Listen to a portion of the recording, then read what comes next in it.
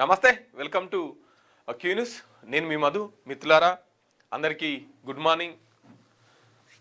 నిన్న మొన్న 2 రోజులుగా విద్యార్థులు మాకు 2 లక్షల ఉద్యోగాలు ఇస్తామన్నారు, జాబ్ క్యాలెండర్ వేస్తామన్నారు, మా ఉద్యోగాలు మాకు కావాలి, మార్పు అని చెప్పేసి అధికారంలోకి వచ్చిర్రు. 2 సంవత్సరాలు అవుతుంది, 50,000 ఉద్యోగాలు అని చెప్తున్నారు. కానీ పోయిన ప్రభుత్వం నిర్వహించినటువంటి వాటికే మీరు 40,000 పత్రాలు ఇచ్చిర్రు. మీరు ఇచ్చింది 10,000 ఉద్యోగాలే, మాకు 2 లక్షల ఉద్యోగాలు కావాల్సిందే అని చెప్పేసి అటు అశోక్ రోడ్లో కావచ్చు, ఇటు దిల్సుఖ్ నగర్లో కావచ్చు, ఇటు ఓయూలో కావచ్చు విద్యార్థులంతా నిరసన తెలుపుతున్నటువంటి పరిస్థితి. ఇక ఈ విద్యార్థులు బయటికి రాకుండా అటు దిల్సుఖ్ నగర్లలో, ఇటు అశోక్ నగర్లలో, ఓయూలో పోలీసుల కంచెలు నిర్వహిస్తూ ఉన్నారు, పోలీసుల బందోబస్తు నిర్వహిస్తూ ఉన్నారు. విద్యార్థులు ఎవరు బయటికి రావద్దు, వాళ్ళ సమస్యను మాట్లాడకూడదు. మన అసెంబ్లీలో మంత్రి సీరబాబు గారు మాట్లాడారు, అందరికీ ప్రభుత్వ ఉద్యోగాలు ఇయ్యలేమని చెప్పేసి. మరి మీ రాహుల్ గాంధీ వచ్చి మరి తెలంగాణకు వచ్చి 6 గ్యారెంటీలు పట్టుకొని 6 గ్యారెంటీలను అమలు చేస్తాం, తర్వాత విద్యార్థులందరికీ సంవత్సరం లోపు 2 లక్షల ఉద్యోగాలు ఇస్తాం, జాబ్ క్యాలెండర్ ఇస్తామని చెప్పేసి మాట్లాడినారు. అటు రాహుల్ గాంధీ పత్తకలేరు, ఇటు 2 లక్షల ఉద్యోగాల గురించి మాట్లాడే నాయకుడు లేడు. కానీ విద్యార్థులు ఈ సమస్యను ఎక్కడ బయటికి తీసుకొస్తారో, ఇప్పుడు మున్సిపల్ ఎలక్షన్స్ ఉన్నాయి, తర్వాత జెడ్పీసీ ఎంపీటీసీ ఎలక్షన్స్ ఉన్నాయి, ఈ ఎన్నికల మీద ప్రభావం ఏడబడుతుందో అని చెప్పేసి పోలీసుల కంచెలు నిర్వహిస్తూ ఉన్నారు. మిత్రులారా, ఈ తెలంగాణలో విద్యార్థుల పాత్ర, ఈ తెలంగాణ కోసం కొట్లాడిన ఉద్యమంలో విద్యార్థుల పాత్ర చాలా కీలకమైంది. ఆంధ్రలోని మా ప్రభుత్వం మేము ఏలుకుంటాం, మా రాష్ట్రాన్ని మేము ఏలుకుంటాం అని చెప్పేసి విద్యార్థులు కొట్లాడి తెలంగాణ రాష్ట్రంలో కీలకమైన పాత్రను పోషించినటువంటి విద్యార్థులనే మళ్ళీ ఈరోజు అణిసివేసే ప్రయత్నం చేస్తున్నారు ఈ పాలకులు. ఇంకో దిక్కు రైతులకు యూరియా దొరకట్లేదు, రైతులంతా సలిగిపోయి లైన్లో నిలబడి చెప్పులు, సంచులు, రేషన్ కార్డులు పెడుతున్నటువంటి పరిస్థితి. సో ఇట్లుంది రాష్ట్రంలో పరిస్థితి. ఇంకో దిక్కు నిన్న కోమటిరెడ్డి వెంకటరెడ్డి గారు కన్నీటి పర్యంతమైనటువంటి విషయం, చర్చ వేటి మీద జరగాలి, చర్చ వేటి మీద జరుగుతున్నది. సో ఇవన్నీ మాట్లాడుకునే ప్రయత్నం చేద్దాం. ముందుగాల మన మార్నింగ్ చూసే మిత్రులు ఒకసారి మన మార్నింగ్ న్యూస్ని లైక్ చేయండి, కామెంట్ చేయండి, షేర్ చేయండి, మరింత మందికి చేరే విధంగా. ఒక నిమిషం టైం తీసుకొని ప్రతి ఒక్క మిత్రులు మార్నింగ్ న్యూస్కి లైక్ చేయండి. అందరూ మార్నింగ్ న్యూస్ని లైక్ చేస్తే మరింత మందికి చేరే విధంగా అవకాశం ఉంటుంది. అలాగే ప్రతి ఒక్కరు మీ వాట్సాప్ గ్రూప్లలో మీ స్టేటస్లుగా ఈ యొక్క మార్నింగ్ న్యూస్ని పెట్టుకుంటే మనం చెప్పే విషయాలు మరింత మందికి చేరే విధంగా ఉంటుంది. కాబట్టి అందరూ ఒకసారి మార్నింగ్ న్యూస్ని లైక్ చేయండి మిత్రులారా. శనార్థి తెలంగాణ అండ్ క్యూన్యూస్ ఈ రెండిట్లలో మన మార్నింగ్ న్యూస్ వస్తుంది. కాబట్టి ప్రతి ఒక్కరు మన మార్నింగ్ న్యూస్ని లైక్ చేసి కామెంట్ చేయండి, మీ అభిప్రాయాన్ని కూడా తెలియపరచండి, మీ వాట్సాప్ గ్రూప్లలో షేర్ చేయండి మిత్రులారా. రైట్, ఇక మార్నింగ్ న్యూస్లోకి వెళ్ళే ప్రయత్నం చేద్దాం. ముందుగాల దిశా పత్రికను చూసుకుందాం. 700 రూపాయల టికెట్ 3,500 రూపాయలంట. సంక్రాంతి పేరుతో ప్రైవేట్ ట్రావెల్స్ నిలువు దోపిడీ. హైదరాబాద్ విశాఖపట్నం రూట్లలో భారీగా వసూలు. ఆన్లైన్ బుకింగ్స్ లేవంటూ ఆఫ్లైన్లో అధిక ధర పట్టించుకొని అధికారులు. అటు 4,000 వేయాల్సిన ఆంధ్ర బస్సులేమో 1,000కే సరిపెట్టింది. ఇక మనోళ్ళేమో 4,531 ఏమో ప్రత్యేక బస్సులు నడిపిస్తున్నారు.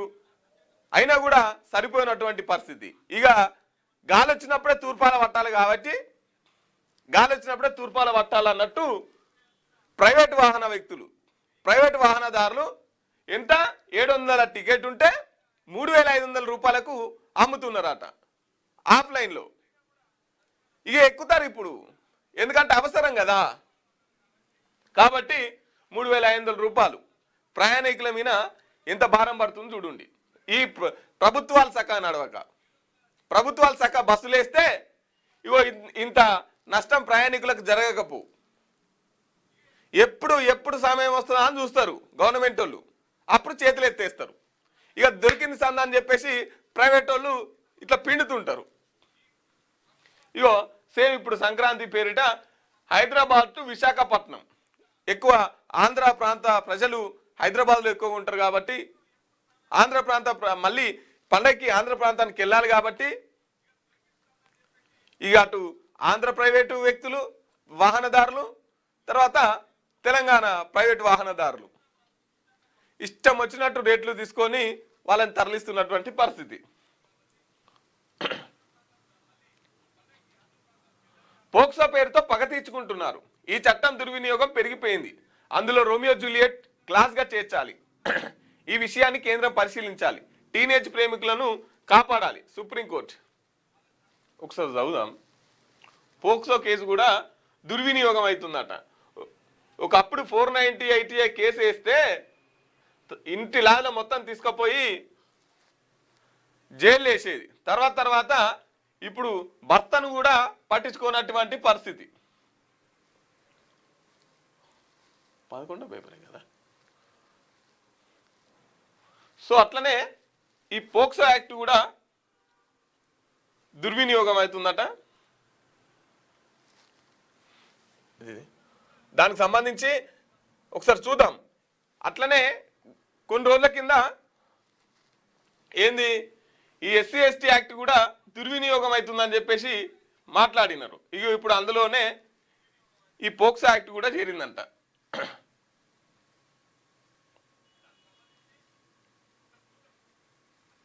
ఇది రైట్. పోక్సో పేరుతో పగ తీర్చుకుంటున్నారు. ఈ చట్టం దుర్వినియోగం పెరిగిపోయింది. అందులో రోమియో జూలియట్ క్లాస్గా చేర్చాలి. ఈ విషయాన్ని కేంద్రం పరిశీలించాలి. టీనేజ్ ప్రేమికులను కాపాడాలని చెప్పేసి సుప్రీంకోర్టు అంటున్నటువంటి పరిస్థితి. పిల్లలను లైంగిక దాడుల నుంచి కాపాడేందుకు తయారు చేసిన పోక్సో చట్టం చాలా సందర్భాల్లో దుర్వినియోగం అవుతుందని సుప్రీంకోర్టు వ్యాఖ్యానించింది. ఇలాంటి కేసుల్లో బాధితురాలి వయసు నిర్ధారించే మెడికల్ టెస్టులు చేయాలన్న అలహాబాద్ హైకోర్టు తీర్పును తప్పుపట్టిన అత్యున్నత న్యాయస్థానం ఈ అధికారం హైకోర్టుకు లేదంది. ఈ సందర్భంగా ఎన్నో సందర్భాల్లో కావాలని యువతి వయసు తక్కువగా చూపిస్తున్న తల్లిదండ్రులు, వయసులో దగ్గరుండి ప్రేమించుకుంటున్న యువతి యువకులపై పగ తీర్చుకుంటున్నారని justice Sanjay Karol, justice NK సింగ్తో కూడిన ధర్మాసనం తెలిపింది. ఈ ఉన్నతమైన పోక్సో చట్టాన్ని రక్షించేందుకు ఒకరినొకరు ఇష్టపడే టీనేజర్లను కాపాడేందుకు రోమియో జూలియట్ క్లాజును ఈ చట్టంలో చేర్చే అంశాన్ని పరిశీలించాలని కేంద్ర ప్రభుత్వం సూచించింది. టీనేజర్లు కాపాడే చట్టంతోనే వారిపై కుటుంబాలు పగ తీర్చుకోవడం సమంజసం కాదని అభిప్రాయపడ్డది. రైట్. ఇప్పుడు పోక్సో కేసు చాలా దుర్వినియోగం అవుతుందంట. ఎట్లా అంటే తల్లిదండ్రులు కావాలని చెప్పేసే తక్కువ వయసు వేపిస్తున్నారంట. కావాలని చెప్పేసి పిల్లల తక్కువ వయసు వేపించి అట్లా పగ తీర్చుకుంటున్నారని చెప్పేసి దీని మీద క్లాస్ ఏంది రోమియో జూలియట్ క్లాస్ చేర్చాలని చెప్పేసి సుప్రీంకోర్టు అంటున్నది. లివింగ్ పార్ట్నర్ను పెన్షన్ జాబితాలో చేర్చండి. రిటైర్డ్ ప్రభుత్వ ఉద్యోగి అభ్యర్థన. ఢిల్లీ హైకోర్టులో పిటిషన్ పరిశీలించాలని కేంద్రం సూచన. కేంద్రానికి న్యాయస్థానం సూచన. నిలిపివేసిన పెన్షన్ వడ్డీతో సహా చెల్లించాలని ఆదేశం. ఇక చూడండి, రిటైర్డ్ ప్రభుత్వ ఉద్యోగి ఏమని అభ్యర్థిస్తున్నట్టే ఢిల్లీ హైకోర్టులో లివ్ ఇన్ పార్ట్నర్ను పెన్షన్ జాబితాలో చేర్చండి అని చెప్పేసి మాట్లాడుతున్నటువంటి పరిస్థితి. ఇటు విషమిచ్చి నన్ను చంపేయండి, నన్ను మానసికంగా ఇబ్బంది పెట్టి ఏం సాధిస్తారు, మహిళా IASలను లక్ష్యంగా చేసుకోవడం దుర్మార్గం, రేటింగ్లు వ్యూల కోసం అవాస్తవాలు రాస్తారా, మంత్రి కోమటిరెడ్డి భావోద్వేగం. నిన్న కోమటిరెడ్డి వెంకటరెడ్డి చాలా కన్నీటి పర్యంతమైనటువంటి పరిస్థితి. కళ్ళల్లో నీళ్ళు తీసుకుంటూ నా కొడుకు చనిపోయినప్పటి నుంచే నేను రాజకీయాలను వదిలేసిన బాగుండు, అనవసరంగా ఉన్న రాజకీయాలల్లా.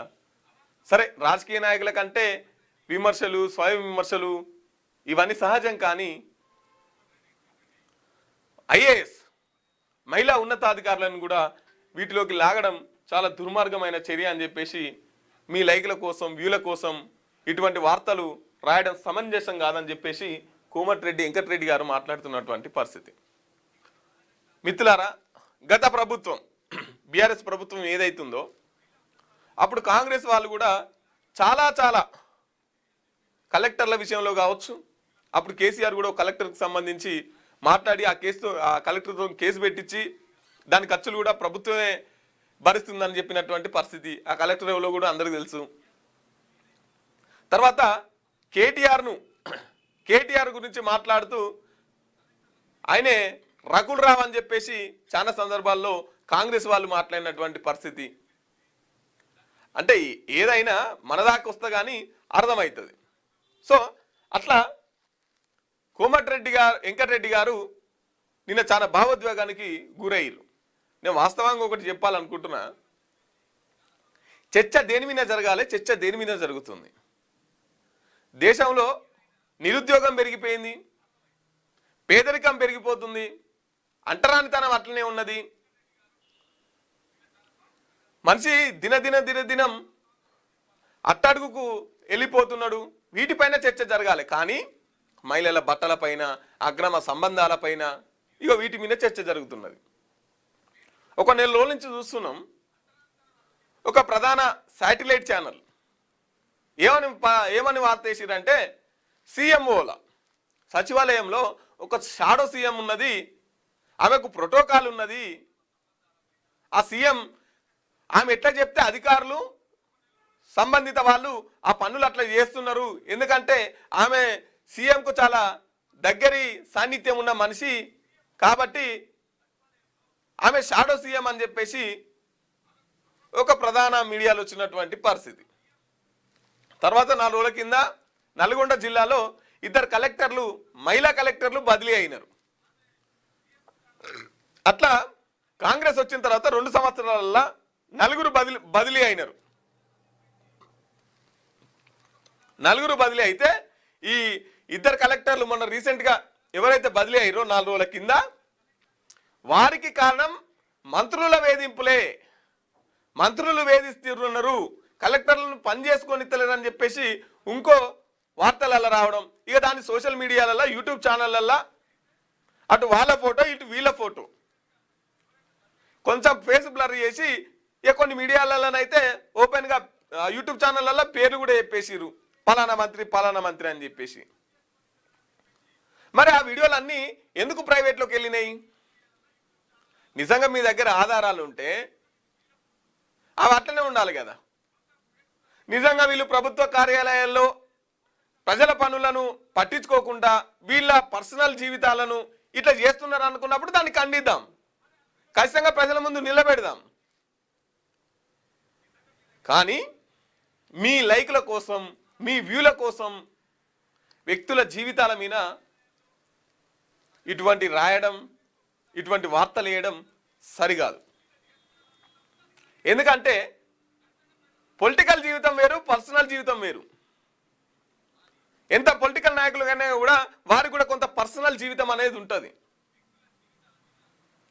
అంతంత పెద్ద చదువుకొని ఉద్యోగాలు సంపాదించినటువంటి పరిస్థితి, సంపాదించినప్పుడు ఇటువంటి చిన్న మనుషులు కూడా ఆరోపణలు చేస్తే ఎంతవరకు కరెక్ట్ అది?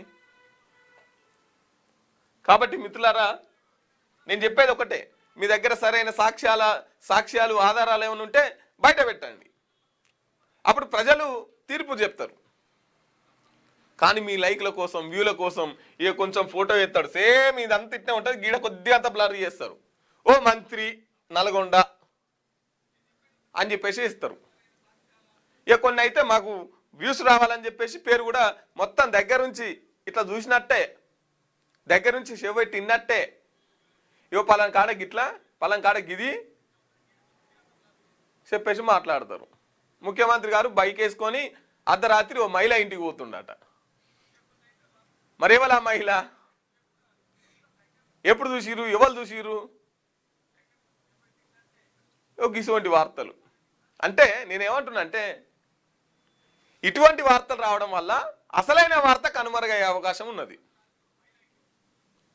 కాబట్టి ఇటువంటి డైవర్ట్ పాలిటిక్స్, ఇటువంటి డైవర్షన్స్కి వెళ్ళకండి. అసలైన సమస్యల గురించే మాట్లాడుకుందాం.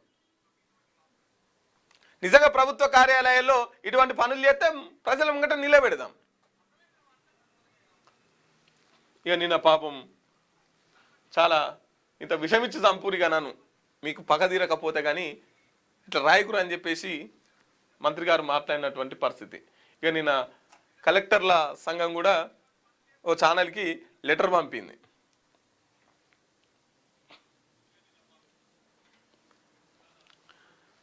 Stamp duty scam mastermind ఎవరు? సాఫ్ట్వేర్ స్క్రిప్ట్ కింగ్స్ పనేనా?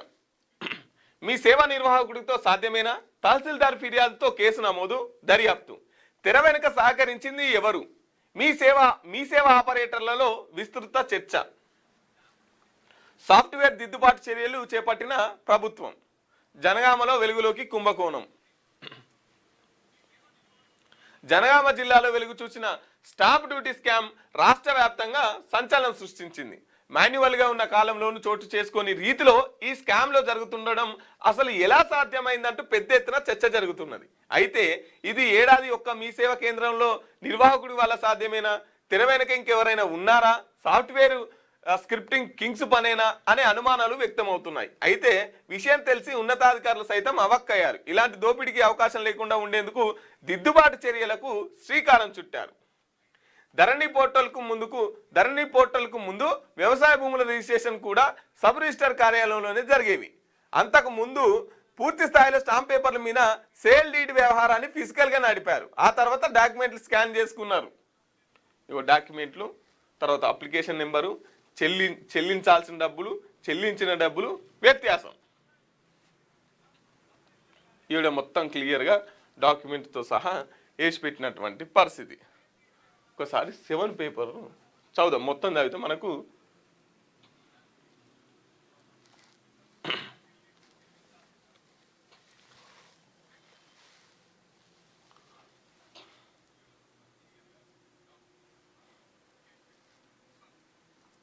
ఏదది పేపర్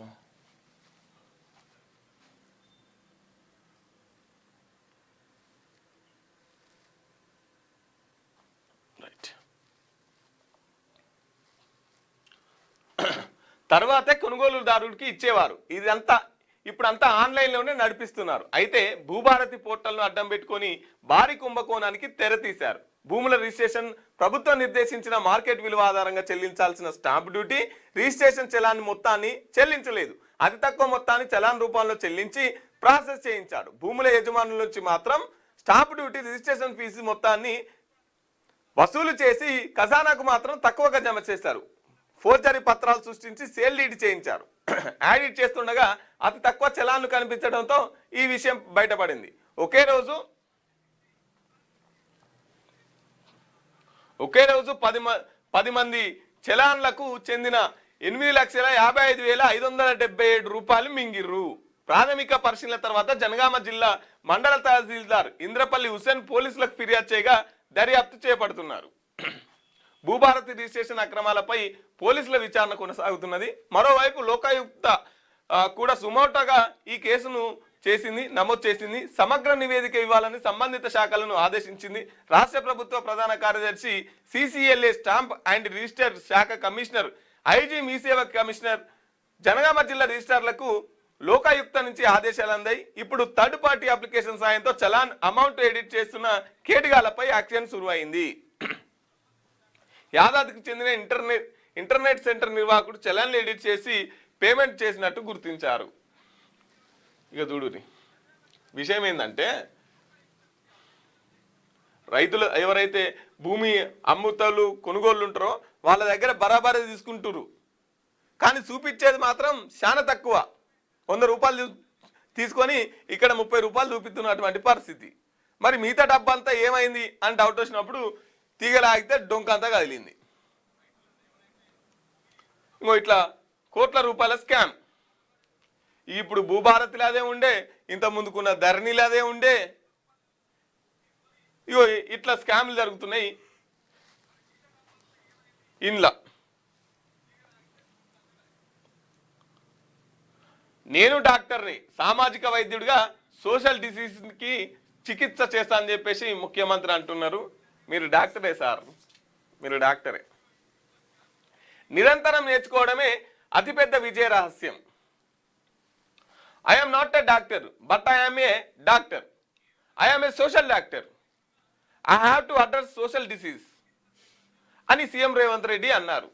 హైదరాబాద్లో హెచ్ఐసిసిలో శనివారం నిర్వహించిన ఫెలో ఇండియా కార్డియాలజీ డాక్టర్ల సదస్సులో ముఖ్యమంత్రి మాట్లాడారు. తను సోషల్ డాక్టర్ అని, సామాజిక సమస్యలు, రుగ్మతలు చికిత్స చేస్తానని తెలిపారు. భారతదేశంతో పాటు ఆగ్నేషియా దేశాల నుంచి 500 మందికి పైగా యువ కార్డియాలజిస్టులు ఇక్కడికి వచ్చారని, వీరంతా సక్సెస్ఫుల్ కార్డియాలజిస్టులని ఆయన కొనియాడారు. నాలెడ్జ్ని ఎప్పటికప్పుడు అప్గ్రేడ్ చేసుకోవడంతో పాటు నైపుణ్యాలను పెంపొందించుకోవాలని సూచించారు. అందుకు ఇలాంటి సదస్సులు ఎంతో ఉపయోగపడుతున్నాయి అన్నారు. నిరంతరం నేర్చుకోవడమే అతిపెద్ద విజయ రహస్యమని సీఎం అభిప్రాయపడ్డారు. కొత్త విషయాలను తెలుసుకోవడం, నైపుణ్యాన్ని పెంచుకోవడం మానేస్తే కెరీర్కు ముగింపు పనిగినట్లేనని పేర్కొన్నారు. ఈ సదస్సు హైదరాబాద్లో నిర్వహించడం ఎంతో గర్వకారణమన్నారు. Life sciences, pharma, health care అనుబంధ రంగాల్లో ఆవిష్కరణల కేంద్రంగా హైదరాబాద్ మారిందని, ఎంతో వేగంగా అభివృద్ధి చెందుతుందని వివరించారు. చాలా మందికి డాక్టర్లు కావాలని కోరిక ఉంటుందని, కానీ అందుకు అందరూ అర్హత సాధించలేదన్నారు. విద్యార్థులకు సిపిఆర్ బోధించండి. సమాజంలో వైద్యులు ఒక ప్రత్యేక గ్రూప్ అని, వారు ప్రజల ప్రాణాలు కాపాడుతారని తాము బలంగా నమ్ముతున్నారు. మనుషుల పట్ల, సమాజం పట్ల బాధ్యతను ఎప్పటికప్పుడు మర్చిపోవద్దని సూచించారు. ప్రజల ఆరోగ్య సంరక్షణకు తమ ప్రభుత్వం అత్యంత ప్రాధాన్యం ఇస్తుందని తెలిపారు. ప్రజల ప్రయోజనాల కోసం తమ పాలసీ మెరుగుపరచడానికి వైద్యులతో కలిసి పనిచేయడానికి తాము ఎప్పుడు సిద్ధంగా ఉంటామని స్పష్టం చేశారు. ఆ దిశగా సలహాలు, సూచనలు ఇచ్చి తమకు సహకరించాలని విజ్ఞప్తి చేశారు. నిన్న కార్డియాలజిస్టులకు సంబంధించి ఓ సదస్సు జరిగితే అందులో సీఎం రేవంత్ రెడ్డి గారు కూడా మాట్లాడినటువంటి పరిస్థితి. ఏమంటున్నాడు? నేను మానసిక డాక్టర్ని, సోషల్ డాక్టర్, నేను సోషల్ అవేర్నెస్ కల్పిస్తాం కాబట్టి సోషల్ డాక్టర్ని ఎప్పటికప్పుడు నేర్చుకోవాలి. నేర్చుకోవడం మానేస్తే భవిష్యత్తు ముగిసిపోయినట్లే. విద్యార్థులకి సిపిఆర్ నేర్పించండి. ఈ సమాజంలో డాక్టర్ల పాత్ర చాలా పెద్దది.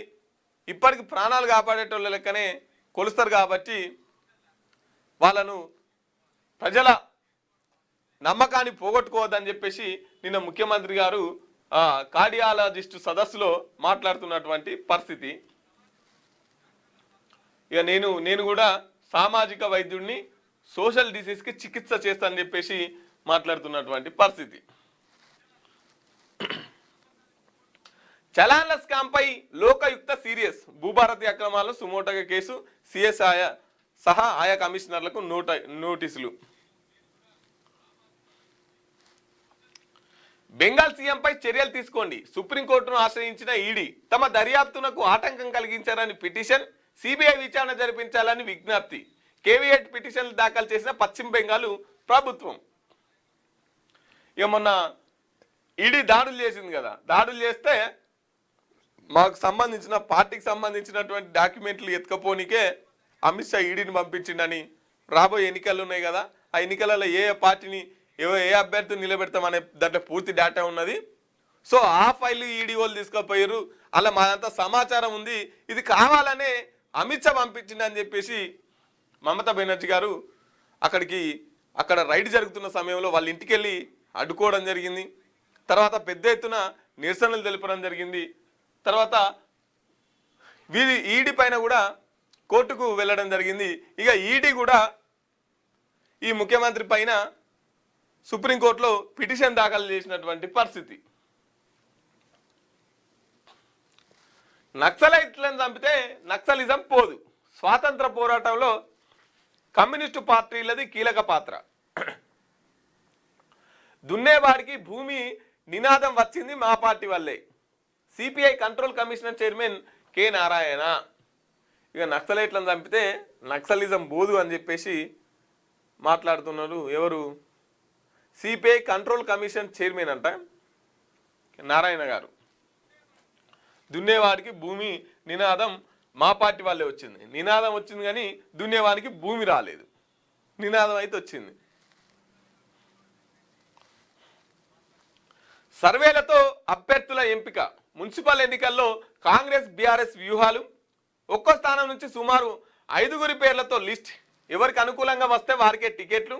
ఇప్పటికే పార్టీ బలాలపై వార్డులో సర్వేలు. రిజర్వేషన్లు వచ్చాక మరోసారి చేయించేలా ప్లాన్. మున్సిపల్ ఎన్నికలకు కాంగ్రెస్ బీఆర్ఎస్ పార్టీలు సిద్ధమవుతున్నాయి. ఈ ఎలక్షన్లను సైతం ఆయా పార్టీలు సవాల్గా తీసుకుంటున్నాయి. అభ్యర్థుల ఎంపిక విషయంలో ఆచితూచి అడుగులు వేస్తున్నాయి. గెలుపు గుర్రాలకే టికెట్ ఇవ్వాలని నిర్ణయించారు. ఇందులో భాగంగా వార్డులు డివిజన్ల సర్వేలు చేయించి క్యాండిడేట్లను ఫైనల్ చేయాలని భావిస్తున్నారు. మొదటి దఫాలో పార్టీకి ఉన్న ఆదరణపై సర్వే. మున్సిపల్ ఎన్నికల్లో పైచేయి సాధించేందుకు కాంగ్రెస్ బీఆర్ఎస్ వ్యూహాలు రచిస్తూ ముందుకు సాగుతున్నాయి. మొదటి దఫాలో ఎవరు బీఆర్ఎస్ పార్టీ వైపు ఉన్నారు? బీఆర్ఎస్ పార్టీ వాళ్ళు ఎవరు? బీఆర్ఎస్ పార్టీకి ఏ ఓట్లు పడతాయి, కాంగ్రెస్ పార్టీకి ఏ ఓట్లు పడతాయి, ఇక ఈ వార్డులో మనం గెలుస్తామా గెలవామా అనే ముందుగాల సర్వేలు చేస్తున్నాయి. రెండోసారి వీళ్ళు ఏ అభ్యర్థిని కోరుకుంటున్నారు, రిజర్వేషన్లు వచ్చిన తర్వాత ఏ అభ్యర్థిని కోరుకుంటున్నారు అని సర్వేలు చేయించి వాళ్ళకే టికెట్. సో మొత్తం ఈయనైతే సర్వేలు స్టార్ట్ అయినాయి. జర్నలిస్టులకు అండగా ఉంటాం. గతంలో కన్నా ఎక్కువగానే అక్రిడేషన్లు మంజూరు. జీవో 252లో మార్పులు చేస్తాం. ఇళ్ల స్థలాల కోసం అడ్డంకులు లేని విధానాన్ని రూపొందిస్తాం. మంత్రి పొంగులేటి శ్రీనివాసరెడ్డి మాట్లాడుతున్నారు. గతంలో కన్నా ఎక్కువ అక్రిడేషన్లు మంజూరు చేస్తాను. ఎక్కువ కాదు, చాలా ఎక్కువ చేయాలి. గతంలో ఉన్న దానికంటే ఇప్పుడు చాలా మంది అయిపోయారు, చాలా ఛానల్స్ వచ్చినాయి కాబట్టి చాలా ఎక్కువ సంఖ్యలో మంజూరు చేయాల్సిన అవసరం ఉన్నది. ఇంకోటి 252 జీవోలు కూడా మార్పు చేయాల్సిన అవసరం ఉన్నది. చేస్తామంటున్నారు, చేయాలి కూడా. ఇంకోటి ఈ యూట్యూబ్ వాళ్ళ సంగతి ఏందో కూడా తెలపాల్సిన పరిస్థితి. ఇళ్ల స్థలాల కోసం అడ్డంకులు లేని విధానాన్ని రూపొందిస్తామంటున్నారు. ఇంకా రూపొందించడం కానే ఉన్నారు. మంత్రి పొంగులేటి శ్రీనివాసరెడ్డి గారు మాట్లాడుతున్నటువంటి పరిస్థితి. ఇదేంది, గర్భవతిని చేస్తే 10 లక్షల రూపాయలట. ఇట్లా పెట్టొద్దు హెడ్డింగ్లు. మగాళ్ళ కోరికలే టార్గెట్గా కేటుగాళ్ళ మోసం. 100 మంది నుంచి 50 లక్షల వరకు వసూలు. పోలీసుల దర్యాప్తులో మైనర్ సహా 2 అరెస్ట్. బీహార్లో మాన్వాడేలోని వెలుగులోకి ఆల్ ఇండియా ప్రెగ్నెంట్ స్కామ్. ఇంకా చూడురి స్కామ్. బీహార్లో కొత్త తరహా మోసం వెలుగులోకి వచ్చింది. ఆల్ ఇండియా ప్రెగ్నెంట్ స్కామ్ గా పిలుస్తున్న ఈ మోసంలో మొగోళ్ళ కోరికను కేటుగాళ్ళు టార్గెట్ గా చేశారు. పెళ్ళై చాలా కాలంగా పిల్లలు లేక బాధపడుతున్న మహిళలను గర్భవతులుగా చేస్తే 10 లక్షల రూపాయలు ఇస్తామని, ఒకవేళ ఫెయిల్ అయితే 5 లక్షలు ఇస్తామని నమ్మించారు. రిజిస్ట్రేషన్ ఫీజు, సెక్యూరిటీ డిపాజిట్ అంటూ విడతల వారీగా బాధితుల నుంచి డబ్బులు లాగారు. దీంతో కొందరు బాధితులు పోలీసులను ఆశ్రయించగా వ్యవహారం వెలుగులోకి వచ్చింది. ఇక చూడురి, పిల్లలు కానోళ్ళ దగ్గర ఆ పిల్లలు కనడానికి అంటే ప్రెగ్నెంట్ చేస్తే 10 లక్షల రూపాయలు ఇస్తామని చెప్పేసి, ఒకవేళ ఫెయిల్ అయితే 5 లక్షల రూపాయలు ఇస్తామని నమ్మించి ఇక వాళ్ళ దగ్గర నుంచి పైసలు వసూలు చేసుకున్నటువంటి పరిస్థితి. ఇక మొత్తం మీద బాధితులు పోలీస్ స్టేషన్కి వెళ్ళిరు. పోలీస్ స్టేషన్లో కేసు పెట్టిరు. ఇది ఎక్కడంటే బీహార్లోని మన్వాడలో జరుగుతున్నటువంటి ఆల్ ఇండియా ప్రెగ్నెంట్ స్కామ్ అంట. ఇండియా వ్యాప్తంగా జరుగుతున్నటువంటి ప్రెగ్నెంట్ స్కామ్. ఫెయిల్ అయితే 5 లక్షల రూపాయలు పక్కా. ఇప్పుడు బీహార్లో కొత్త తరహా మోసం వెలుగులోకి వచ్చింది. ఆల్ ఇండియా ప్రెగ్నెంట్ స్కామ్ పిలుస్తున్న ఈ మోసంలో మగాళ్ళ కోరికలను కేటుగాళ్ళు టార్గెట్ చేశారు. అయితే విషయం ఏంటంటే పెళ్ళయి పిల్లలు కాకుండా వీళ్ళు ఉంటారు కదా, సో వాళ్ళకి ప్రెగ్నెంట్ చేస్తే 10 లక్షలు ఇస్తాం, ఒకవేళ ఫెయిల్ అయితే 5 లక్షలు ఇస్తామని చెప్పేసి నమ్మించి వాళ్ళ దగ్గర నుంచి డబ్బులు తీసుకొని, విడతల వారిగా డబ్బులు తీసుకొని వాళ్ళ మోసం చేస్తున్నటువంటి పరిస్థితి. ఎవరన్నా ఒప్పుకుంటారా? అది సాధ్యమేనా? అట్లా ఎవరన్నా ఒప్పుకుంటారా? ఏంది ఇది? పోయేటోళ్ళ కన్నా బుద్ధి ఉండాలి. ఏమంటారు చూసినావా? అది చెప్పటోనికి లేకపోయినా ఇంటోని కానీ ఇజ్జత్ ఉండాలిగా అన్నట్టు ఉండాలి.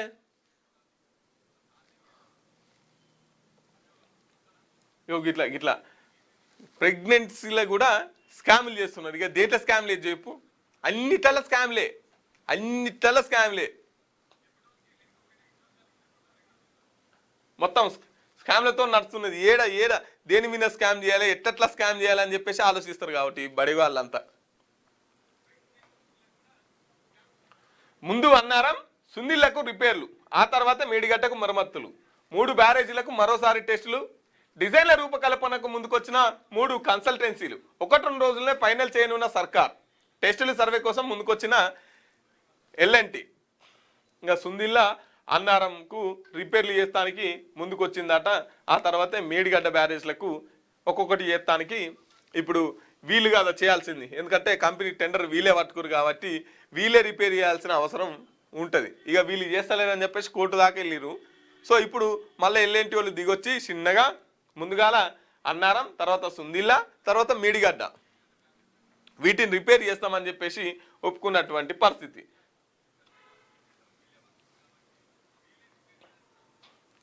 ఆ దగ్గు మందు వాడొద్దు, ఆల్మండ్ కిట్ సిరప్లో విషపూరిత రసాయనం, కిడ్నీలు నాడి వ్యవస్థపై ప్రభావం, సిరప్ వాడకాన్ని వెంటనే నిలిపివేయాలని డీసీఏ హెచ్చరిక. ఇగో ఈ దగ్గుమందు అట వాడకూరి, దగ్గుమందు వాడకూరి. ఇగో చిన్నపిల్లలకు పోతారు కదా. సో ఒకసారి చూడండి, ఆల్మండ్ కిడ్నీ సిరప్లో విషపూరిత రసాయనం ఉందట, కిడ్నీల మీద నాడి వ్యవస్థ మీద ప్రభావం పడే అవకాశం ఉందట. మిత్రులారా, ఈ దగ్గుమంది చిన్నపిల్లలకు ఈ దగ్గుమంది వాడకూరి. ఏమైనా దవాఖానలల్లా, మెడికల్ షాపులల్లా ఇటువంటి సిరప్ నుంటే వెంటనే తీసేయిరి. ఎందుకంటే అది కిడ్నీల మీద తర్వాత నాడి వ్యవస్థ మీద ప్రభావం చూపే అవకాశం ఉందంట. దాంట్లో విషపూరిత రసాయనాలు ఉన్నాయి కాబట్టి వెంటనే ఆ సిరప్ అయినా ఉంటే అవతల వాడేయిరి, వాడకూరి. ఎవరైనా కొంటోళ్ళు కూడా జర ఆలోచించురి. ఈ ముచ్చటిని జర మరింత మందికి చేరే విధంగా కామెంట్ చేయరి, తర్వాత షేర్ చేయరి. ఈ డ్రగ్ మందును వాడకూరి. 2,58,00,000 కొట్టేశారు. మాజీ ఐఏఎస్ దంపతులను బుడి కొట్టించిన సైబర్ నేరగాళ్లు. స్టాక్ మార్కెట్ల పెట్టుబడుల పేరుతో మోసం, 4-5 వారాల్లోనే 500% లాభాలు వస్తాయంటూ చీటింగ్, చివరకు మోసపోయా అంటూ సైబర్ క్రైమ్ పోలీసులకు బాధితుల ఫిర్యాదు. మాజీ ఐఏఎస్ అంటే ఈయన పేరు ఏదో ఉండే కదా, ఆయనే ఉన్నట్టుంది. చివరకు మోసపోయామంటూ సైబర్ క్రైమ్కు ఐఏఎస్ను కూడా మోసం చేస్తున్నటువంటి పరిస్థితి. అని పేరు ఉండే, జేడీ లక్ష్మీకనే ఎవరు ఉండే. సో మిత్రులారా, ఇది దిశా పత్రిక మార్నింగ్ చూసే మిత్రులు ఒకసారి మన వీడియోని లైక్ చేయండి, తర్వాత కామెంట్ చేయండి మీ అభిప్రాయాన్ని.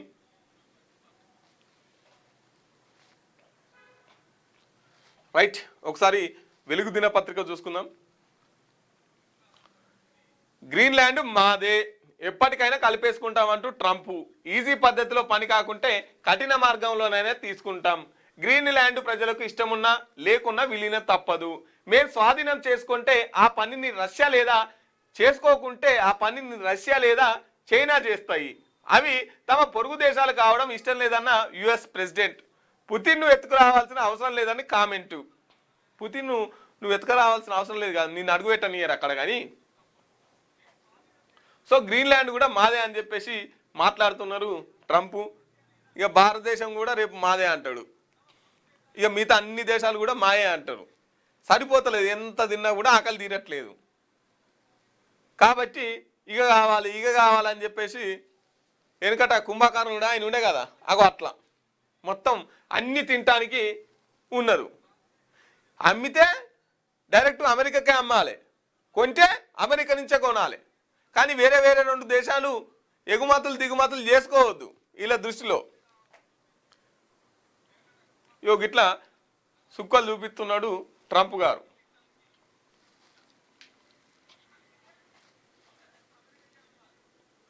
అప్పాలు కొంటున్నారు. నగరాలు పట్టణాల్లో వాడకాల్లో హోమ్ ఫుడ్ షాపులు. నిత్యం దొరుకుతున్న సకినాలు, గారెలు, మురుకులు లాంటి తీరొక్క పిండి వంటకం. కుటీర పరిశ్రమంగా అప్పాల తయారీ, మహిళలకు ఏడాదంతా ఉపాధి. సంక్రాంతి స్పెషల్ ఆఫర్లు, విదేశాలకు ఆన్లైన్ డెలివరీ. మారుతున్న కాలంతో పాటు సాంప్రదాయాలు హైటెక్ బాట పట్టాయి. తీరిక లేని సమయం, ఓపిక లేని తరం వెరసి ఇప్పుడు ఇండ్లలో మూకుడు పెట్టే పరిస్థితి పోయి హోమ్ ఫుడ్ షాప్ల ముందు క్యూ కట్టే రోజులు వచ్చాయి. ఇప్పుడు ఎక్కడ చూసినా పిండి వంటకాలు మార్కెట్లో సెంటర్లే అడ్డాగా మారాయి. సంక్రాంతి పండుగ వచ్చిందంటే ఒకప్పుడు వారం రోజుల 10 రోజుల ముందే ఇంటింటా మూకుడు పెట్టి తీరొక్క అప్పాలు చేసేవాళ్ళు.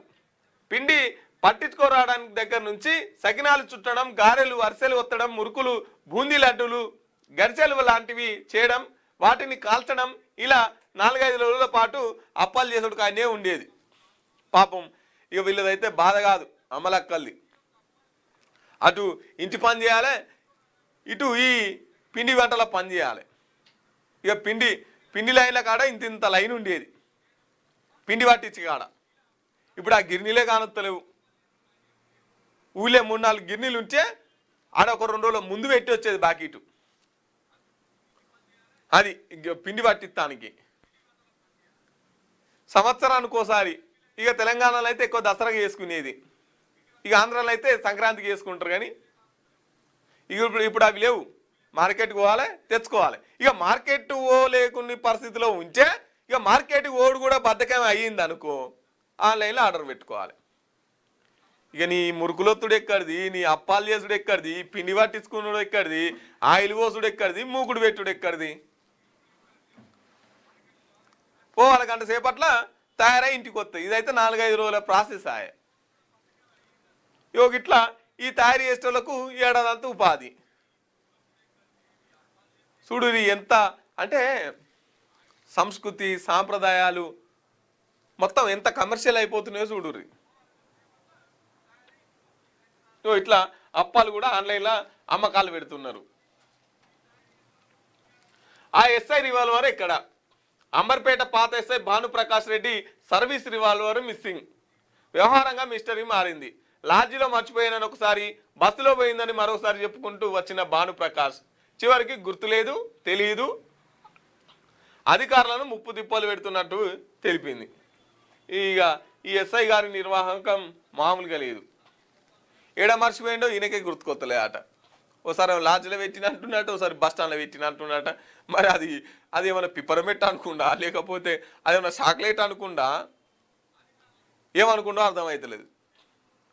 కానీ రివాల్వర్ మీద కూడా సోయలేంది ఏం పని చేస్తారు చెప్పురి. గిసంటోళ్ళు పోలీసు వాళ్ళకు ఉద్యోగాలు. కుక్కకు చేప చర్మం. ఎవరిని ఓ కుక్కకు చేప స్కిన్తో అరుదైన సర్జరీని వెటర్నరీ డాక్టర్లు విజయవంతంగా పూర్తి చేశారు. స్కిన్ గ్రాఫ్టింగ్ టెక్నిక్ పేరుతో కుక్కకు కాలిన చర్మం స్థానంలో తలాపియా ఫిష్ స్కిన్తో రీప్లేస్ చేశారు. 50% కాలిన గాయాలైన గోల్డీ అనే పెంపుడు కుక్కకు సర్జరీ చేశారు. 50% కుక్కకు కాలిపోతే, చర్మం కాలిపోతే ఆ కుక్క ఆ చర్మం ప్లేస్లో కుక్క ప్లేస్ ఇంకేదైనా కుక్క ఆ చర్మం అతకాలి, లేకపోతే ఇక్కడున్న చర్మం తీసో ఇక్కడ అతకాలి, లేదంటే వేరే కుక్క చర్మం తీసి అట్లా ఇది ఎత్తరో తెలియదు, మనకు తెలియదు. కానీ మొత్తం మీద అయితే చేపకు సంబంధించినటువంటి చర్మాన్ని తీసి కుక్కకు సర్జరీ చేసిరట, దాన్ని రీప్లేస్ చేసిరట, సక్సెస్ చేసిరట.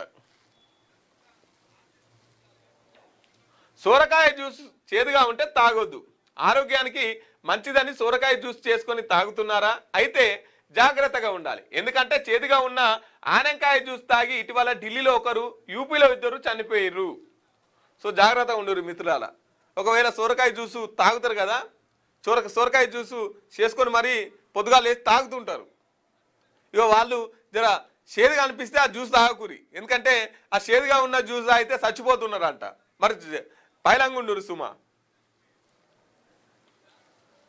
సైబర్ నేరగాళ్ల ఉచ్చులో మాజీ ఐపీఎస్ భార్య. స్టాక్ మార్కెట్ల పెట్టుబడుల పేరుతో 2,58,00,000 మోసం. ట్రేడింగ్ చిట్కాలు ఇస్తామంటూ వాట్సాప్ మెసేజ్లు. వారి సూచనల మేరకు యాప్ డౌన్లోడ్. డిసెంబర్ 24 నుంచి ఈ నెల 5 వరకు నగదు బదిలీ. మోసపోయానని గుర్తించి సైబర్ క్రైమ్ పోలీసులకు ఫిర్యాదు. ఇక చూడురి, మాజీ ఐఏఎస్ భార్యను కూడా సైబర్ నేరగాళ్ళు మోసం చేసినటువంటి పరిస్థితి. స్టాక్ మార్కెట్లలో మీకు 4-5 వారాలలో డబ్బులు వస్తాయి డబ్బులు అని చెప్పేసి 2,58,00,000 ఎత్తుకపోయారట.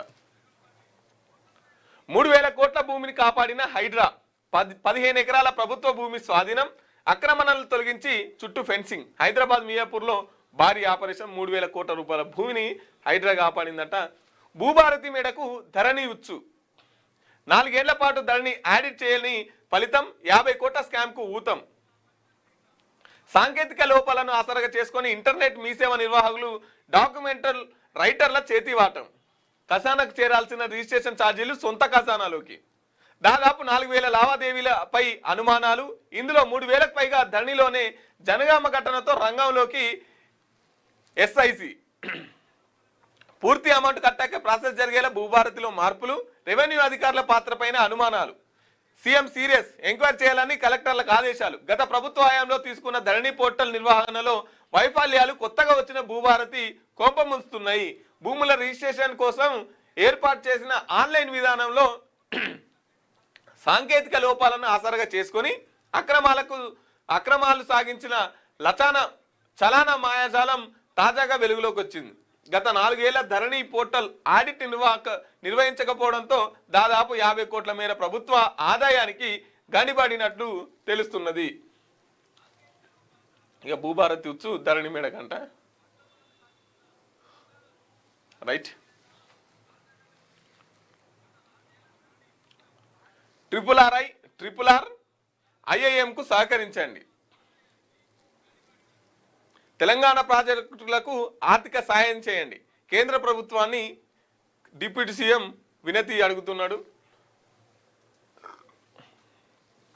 దేశ జీడిపిలో తెలంగాణ వాటా 5.1%. దాన్ని 10%కి పెంచాలని లక్ష్యంగా పెట్టుకున్నాం. రాష్ట్రాలకు ఇస్తున్న వడ్డీ లేని రుణాలను గ్రాంట్గా మార్చండి.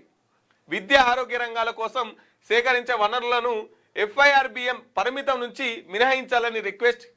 కేంద్ర మంత్రి నిర్మల నేతృత్వంలో ఆర్థిక మంత్రుల సమావేశం. తెలంగాణ తరఫున పాల్గొన్న డిప్యూటీ సీఎం భట్టి. ఆర్థిక శాఖ ప్రిన్సిపల్ సెక్రటరీగా సందీప్ కుమార్ సుల్తానియా. రాష్ట్ర ప్రభుత్వం ప్రతిష్టాత్మకంగా చేపడుతున్న ప్రధాన ప్రాజెక్టులకు ఆర్థిక సాయం చేయాలని ట్రిపుల్ ఆర్ మెట్రో ఐఐఎంకు సహకరించాలని కేంద్ర ప్రభుత్వాన్ని డిప్యూటీ సీఎం భట్టి విక్రమార్క కోరారు. ప్రధానంగా వైద్య రంగాల్లో మౌలిక సదుపాయాలకు సంబంధించిన ప్రాజెక్టులకు ఆర్థిక సహకారం అందించాలని రిక్వెస్ట్ చేశారు. శనివారం ఢిల్లీలోని అశోక హోటల్లో కేంద్ర ఆర్థిక మంత్రి నిర్మలా సీతారామన్ నేతృత్వంలో ప్రీ బడ్జెట్ సమావేశం నిర్వహించారు. దాంట్లో అది ఏమంటారు, ట్రిపుల్ ఆర్కు ఐఐఎంకు జర మాకు ఎక్కువ నిధులు ఇవ్వండి అని చెప్పేసి చెప్తున్నటువంటి పరిస్థితి. కేటీఆర్కు సిస్టర్ స్ట్రోక్, అరిస్టుకు మరదల్ స్ట్రోక్, అందుకే మతి భ్రమించి మాట్లాడుతున్నారు అని చెప్పేసి పిసిసి చీఫ్ మహేష్ కుమార్ గౌడ్ అంటున్నారు. ప్రభుత్వాన్ని విమర్శించే ముందు కవిత ప్రశ్నలకు సమాధానం చెప్పాలి. 90% మున్సిపాలిటీలను కాంగ్రెస్ గెలుచుకుంటుంది. హైదరాబాద్ చుట్టూ కేటీఆర్కు ఎన్ని భూములు ఉన్నాయో చెప్పాలి. అసలైన రియల్టర్ కేటీఆర్ అని ధ్వజం. ఇక వాళ్ళు నిరుద్యోగం గురించి మాట్లాడుతున్నారు కదా, దానికి కౌంటర్గా వీళ్ళు మాట్లాడుతున్నటువంటి పరిస్థితి. ఇక మీకు నాపై కోపం ఉంటే ఇంత విషం ఇచ్చి చంపండి, చేతులెత్తి మొక్కుతున్నా, మహిళా ఆఫీసర్లపై నిందలు వేయకండి అని చెప్పేసి కోమటిరెడ్డి వెంకటరెడ్డి గారు మాట్లాడుతున్నటువంటి పరిస్థితి. తప్పుడు వార్తలు రాయొద్దంటూ మీడియా ముందుకు కంటతడి. నా కొడుకు చనిపోయినప్పుడే రాజకీయాలు వదిలేద్దాం అనుకున్నా. ఇప్పుడు ఇవన్నీ చూస్తుంటే చాలా బాధగా ఉంది. సీఎం మంత్రులు మహిళా ఆఫీసర్లపై దుష్ప్రచారం చేస్తున్నారు. టీఆర్పీ రేటింగ్స్, వ్యూస్ కోసం ఫేక్ న్యూస్ ఇస్తున్నారు. సినిమా టికెట్ల రేట్ల పెంపు, బెనిఫిట్ షోల గురించి నాకేమి తెలియదు. పుష్ప 2 ఎపిసోడ్ తర్వాత సినిమా ఇండస్ట్రీని పట్టించుకోవడమే మానేసా. ఫేక్ న్యూస్లపై డీజీపీకి ఫిర్యాదు కూడా చేసిండట. ఇక వైద్య రంగంలో ప్రపంచంలోనే బెస్ట్ కావాలి, నాణ్యమైన వైద్యం విషయంలో ఎక్కడ రాజీ పడొద్దని చెప్పేసి ముఖ్యమంత్రి గారు అంటున్నటువంటి పరిస్థితి. ఫెలోస్ ఇండియా సదస్సులో డాక్టర్లకు సీఎం రేవంత్ రెడ్డి పిలుపు. పాఠశాల విద్యార్థులకు సిపిఆర్ నేర్పించే బాధ్యత తీసుకోవాలి. ప్రివెంటివ్ మెడిసిన్ పై దృష్టి పెట్టాలి. గుండె జబ్బులను అరికట్టాలి. నిరంతర అధ్యయనమే డాక్టర్ల విజయానికి అసలైన రహస్యమని వెల్లడి. ఇక నిన్న కార్డియాలజిస్ట్ దగ్గర ముఖ్యమంత్రి గారు మాట్లాడినటువంటి పరిస్థితి.